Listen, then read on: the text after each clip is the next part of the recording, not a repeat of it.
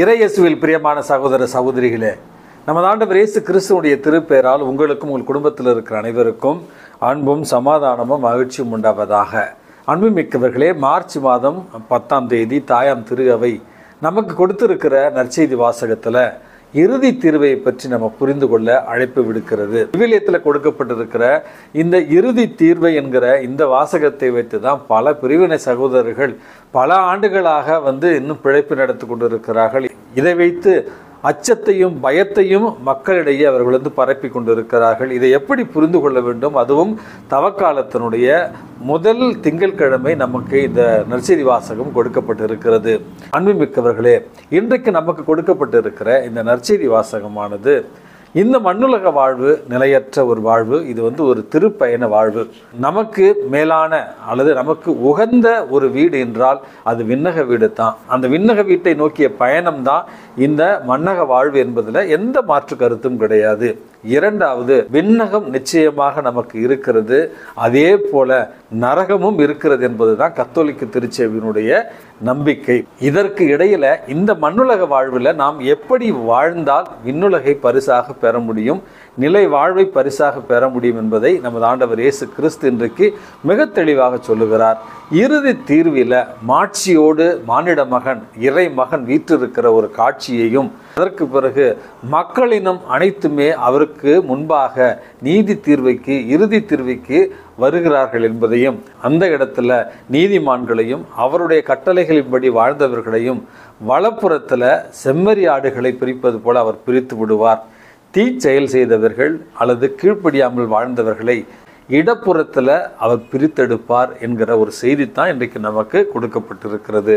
அப்படி என்றால் நல்லவர்கள் நீதிமான்கள் வலப்புறமும், தீயவர்கள் கீழ்ப்படியாதவர்கள் இடப்புறமும் பிரிக்கப்படுவார்கள்.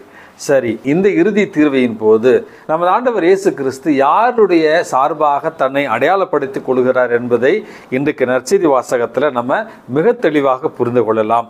அதாவது அவர்களை பார்த்து அவர் சொல்லுகிறார், என் தந்தையினுடைய ஆசி பெற்றவர்களே வாருங்கள், உலகம் தோன்றியது முதல் உங்களுக்காக ஏற்பாடு செய்யப்பட்டிருக்கிற இடத்திற்கு நீங்கள் வாருங்கள் என்று சொல்லி, உலகம் தோன்றியது முதல் உங்களுக்காக ஏற்பாடு செய்துள்ள இடத்தை உரிமை சொத்தாக்கி கொள்ளுங்கள் அப்படி என்று அவர்கள் அழைக்கிறார். ஏனென்றால் யாரோடு தன்னை அவர் ஐக்கியப்படுத்திக் கொள்கிறார் என்று பாருங்கள்.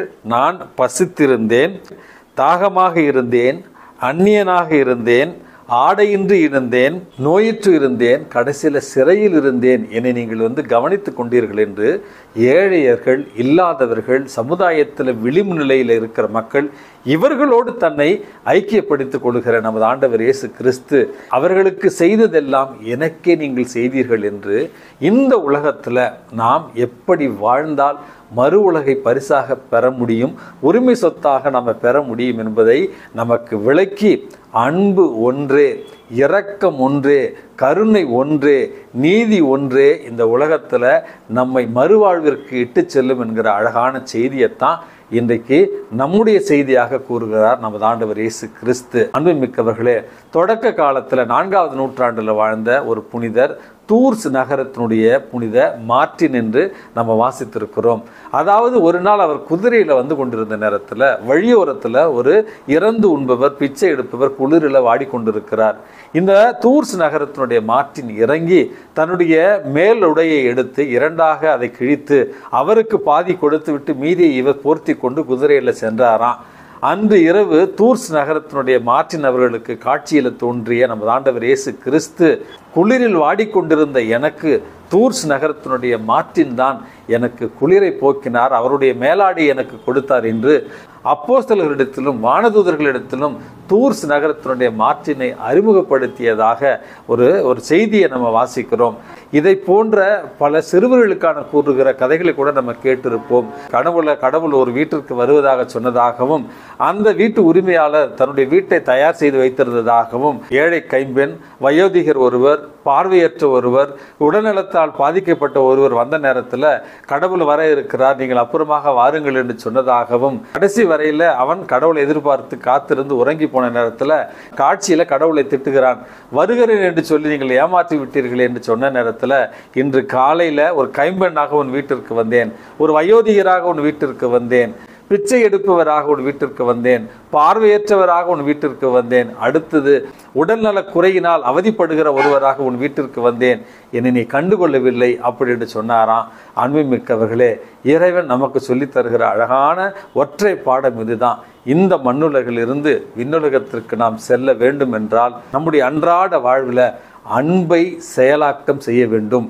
வெறும் வார்த்தைகளால் நான் கிறிஸ்தவன் என்று சொல்வதை விட நம்முடைய நற்செயல்களால் இந்த தவக்காலத்தில் கிறிஸ்துவை போல் வாழவும், அதனுடைய ஒரு பரிசாக நிறைவாழ்வை பரிசாக பெற்றுக்கொள்ளவும் இறைவனிடத்தில் மன்றாடி ஜெபிப்போம்.